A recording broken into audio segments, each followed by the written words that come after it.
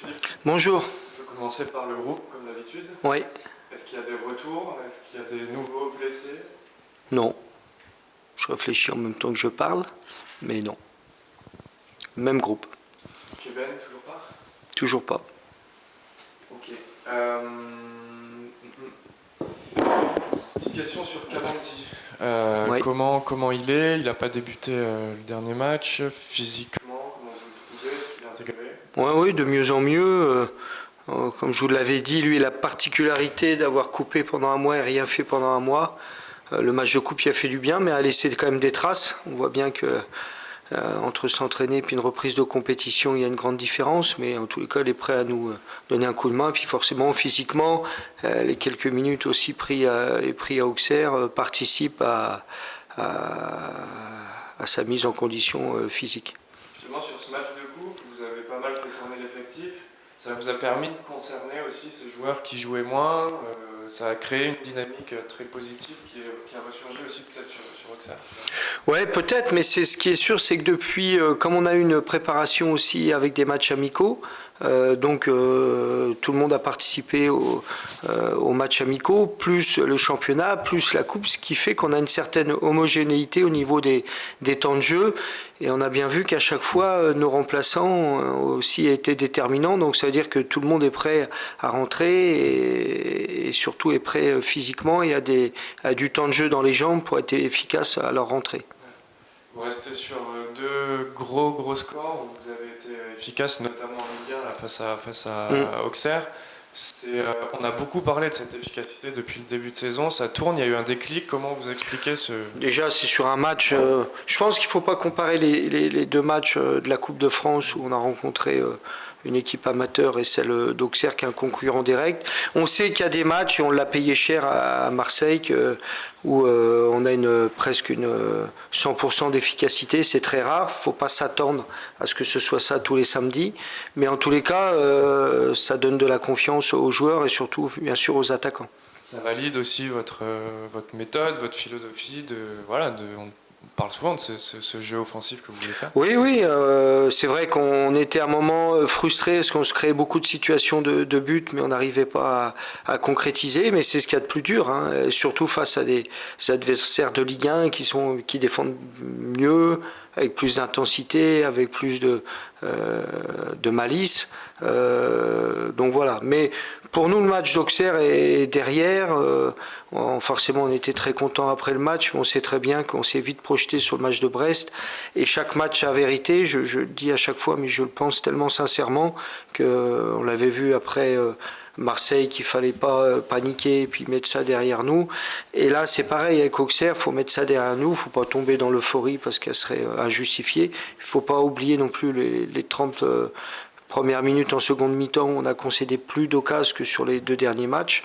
Donc tout ça fait que voilà, on est content pour Auxerre, mais c'est derrière nous et on est plutôt focus sur Brest. Et on sait que ce sera un autre match et un match aussi peut-être plus difficile. Match déterminant aussi, encore une fois, parce que ce mois de janvier, vous allez affronter, vous êtes en train d'affronter pas mal de concurrents directs, donc c'est très important aussi de bien négocier ce virage au classement. Oui, on est conscient, mais comme nos adversaires, on est conscient de l'importance de ces confrontations directes.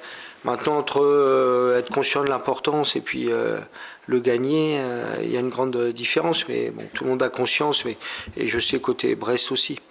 Je reviens un peu sur ce jeu offensif dont on parlait. Dans les statistiques, il me semble que vous êtes une des équipes qui défendait le plus haut. En tout cas, dans les équipes de seconde partie de tableau, je pense que vous êtes l'équipe qui défendait le plus haut. Donc ça résume un peu votre philosophie. Est-ce que vous êtes d'accord? Je finis mon raisonnement. Je vous laisse finir. Pour dire que vous êtes très bon contre justement les équipes un peu du bas, et contre les équipes d'en haut, on a vu que vous aviez des difficultés. Est-ce que c'est le revers de la médaille un petit peu Je sais pas, mais je crois qu'on n'est pas les seuls à avoir des difficultés contre Paris, Marseille, Lens. Donc forcément que dès qu'on joue des équipes très au-dessus, 2 fois, 3 fois, 5 fois, voire 10 fois notre budget, forcément c'est plus dur parce qu'il y a beaucoup plus de qualité en face.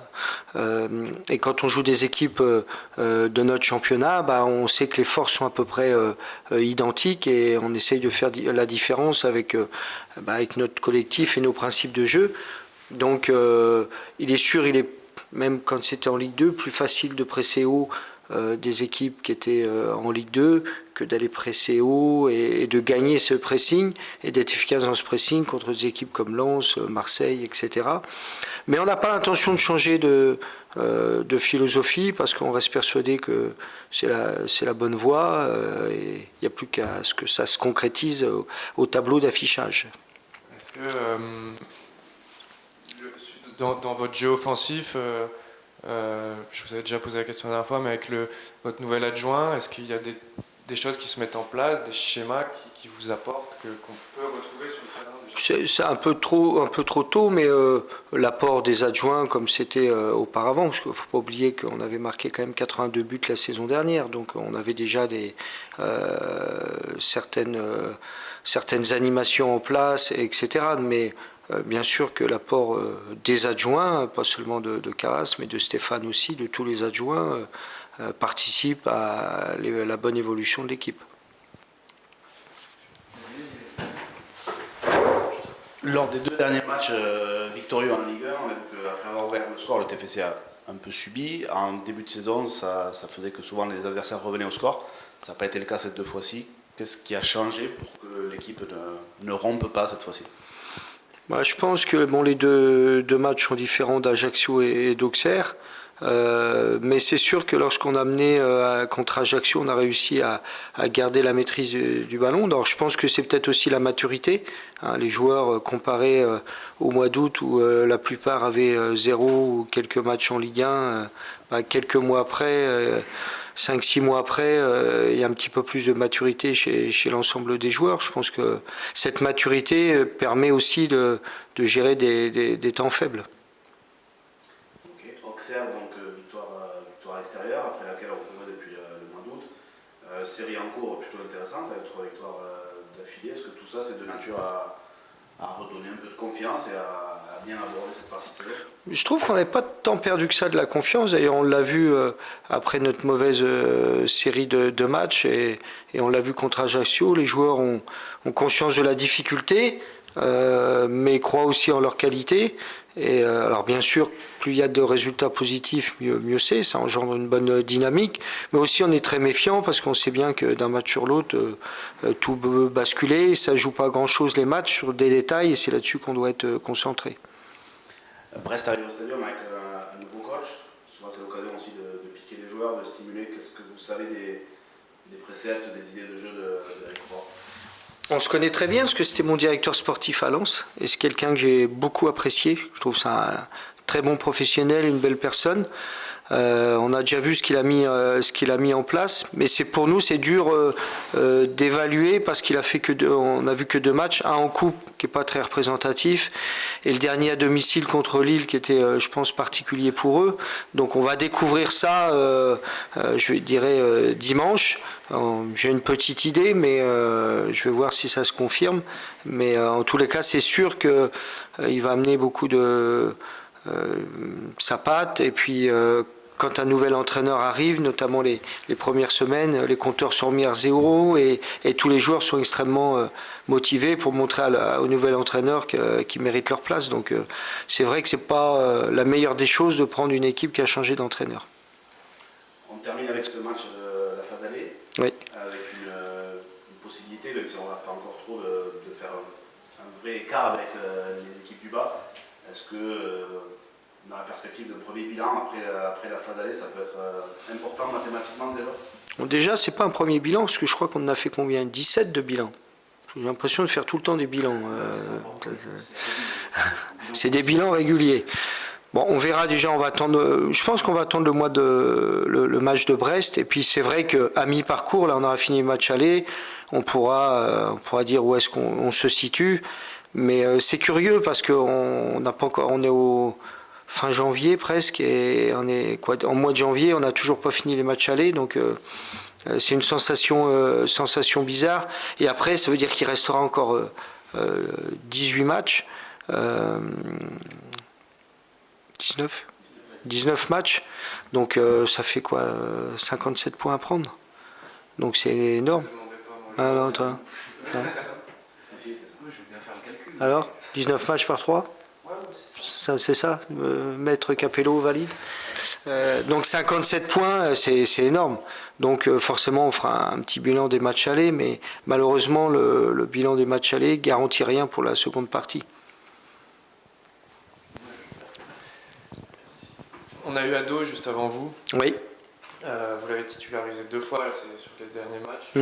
Vous le trouvez mieux il se relance? Ouais, je pense qu'il prend le pas aussi de la Ligue 1. On a deux bons attaquants et on a besoin aussi de fraîcheur physique, d'énergie. Et forcément, Ado, plus il joue, plus il progresse. Et en plus, Taille se montre très performant aussi quand il rentre ou même quand il a démarré en coupe. Donc ces 2 attaquants et Ado participent parce qu'on est une animation au niveau de l'attaque et notamment de l'attaque axiale importante. Justement sur Thaïs aussi, le choix de le faire démarrer en coupe mais pas en championnat, c'est... Enfin, on a beaucoup de matchs à gérer ces derniers temps, donc forcément tout le monde participe. Et ceux qui sont, je pense, les postes les plus durs, c'est vraiment en attaque, les attaquants axiaux, parce qu'on leur demande un pressing, on leur demande de faire des appels, on leur demande beaucoup. Et c'est important qu'on en ait 2 pour qu'il y ait à chaque fois une grande intensité de jeu. Une question aussi sur Branco, sur ses 3 cartons jaunes. Il sera bien suspendu pour le match de coupe, c'est ça? Oui, je crois. Ouais. Donc non, parce que la commission ne communique pas sa décision. Donc. Ouais. Je crois que ça sera pour la Coupe de France, il me semble. Je voulais revenir sur la confiance. On a dit que vous n'avez pas perdu de confiance, mais est-ce que le fait d'avoir gagné 7-1 en coupe, puis 5-0 là, est-ce qu'il n'y a pas un risque d'excès de confiance, justement? Est-ce que vous ne devez pas temporiser, un petit peu calmer vos joueurs là-dessus? Oui, alors je pense pas, mais c'est le risque. Lorsque ça marche trop bien, lorsqu'on fait des gros scores comme ça, inconsciemment, parce que consciemment ils savent très bien que la difficulté de jouer une équipe comme Brest par exemple, mais inconsciemment on peut se dire qu'on a trouvé la formule. En fait on n'a rien trouvé du tout, et notre capacité à chaque fois à repartir de zéro comme si de rien n'était va être importante. Et c'est vrai qu'il faut sensibiliser les joueurs en disant, et c'est pour ça que je vous disais en début de conférence, Auxerre, c'est déjà derrière nous. C'est-à-dire que voilà, c'était bien, mais ça ne va rien nous servir. Et Brest, c'est un autre adversaire. Et on doit remettre les compteurs à zéro. Et s'il y a de la confiance, il ne faut pas qu'on bascule dans l'excès de confiance. Et on sait que la limite, elle est... donc la question est judicieuse, mais on peut être soumis à cet excès de confiance, plus ou moins inconscient. Brest, alors justement, vous l'avez dit, changement d'entraîneur. Ils viennent de faire nul contre Lille, qui est une équipe joueuse. Est-ce que ça vous a justement appris des choses ce match-là? Est-ce que vous l'avez regardé, analysé? Est-ce que ça vous a donné des idées justement pour affronter cette équipe brestoise? Oui, alors on analyse toujours les derniers matchs de nos adversaires, donc Brest aussi, et un petit peu plus Brest parce que c'est un nouvel entraîneur et on n'a que 2 matchs pour voir l'organisation, les principes défensifs, offensifs, même si Eric, en 15 jours, 3 semaines, n'a pas eu le temps de tout mettre en place. Ça nous donne une idée, mais on ne sait pas si aussi ils l'ont fait par rapport à la particularité de Lille ou non. Donc il y a quand même beaucoup d'incertitudes par rapport à comment ils vont évoluer ici au Stadium. Et un mot sur Nathan Skita qui a joué quelques minutes à Auxerre. Ça change d'un adversaire de Coupe de France amateur du coup. Qu'est-ce que vous avez appris de ce joueur sur ces quelques minutes à Auxerre, de son impact notamment dans le jeu? J'ai rien appris parce qu'on connaît bien Skita, il a travaillé toute la saison dernière avec nous, mais je trouve que son prêt, pour reprendre une expression chère à Aimé Jacquet, à qui je fais un grand clin d'œil, il a un peu musclé son jeu. Parce que le talent, on sait tous qu'il l'a, et la technique, et la vision, et l'activité, mais il faisait un peu encore football de jeune. Et je trouve son prêt a été bénéfique à ce niveau-là, on l'a pu le voir en coupe. On l'a pu le voir à sa rentrée à Auxerre, on l'a pu voir dans les matchs amicaux où il a musclé son jeu et du coup son jeu devient encore plus efficace et plus profitable à l'équipe. Il apporte une vision un petit peu différente au jeu, avec peut-être un peu plus d'impact que les autres milieux de terrain. C'est différent, c'est ça qui est intéressant. On a des profils de milieu de terrain différents qui va nous amener une animation offensive différente et c'est intéressant d'avoir Skita dans notre effectif à ce niveau-là. Une petite dernière sur le. Petite. On est en période de mercato, donc. Non, c'est pas fini le mercato. Pas encore. Pas encore. Ah, je croyais que c'était fini. Moi. Qu'est-ce que vous allez m'apprendre? Ah ben non, qu'est-ce que vous allez nous apprendre? Ah ben j'ai pas de nouvelles pour vous. Vous attendez un peu là, pour ça. Le mieux c'est de rien attendre, comme ça on n'est jamais déçu, vous voyez. Et s'il y a une bonne surprise, ça sera une bonne chose. Aujourd'hui, rien ne se profile, mais on sait qu'il y a jusqu'à la fin du mois. Donc, et puis avec la succession de matchs, c'est vrai qu'on est plutôt omnubilé par la préparation des matchs, et c'est des matchs importants que par le reste. Vous espérez pas un profil en particulier, par exemple? Ouais, on avait déjà discuté en la première conf de presse, quoi. On attend peut-être offensif, au milieu, mais ça va dépendre. On attendait un latéral, donc on est content d'avoir récupéré Warren qui s'intègre admirablement bien. Et puis s'il y a encore de bonnes surprises, ça sera que bénéfique, parce que tout ce qui pourra renforcer le groupe sera une aide.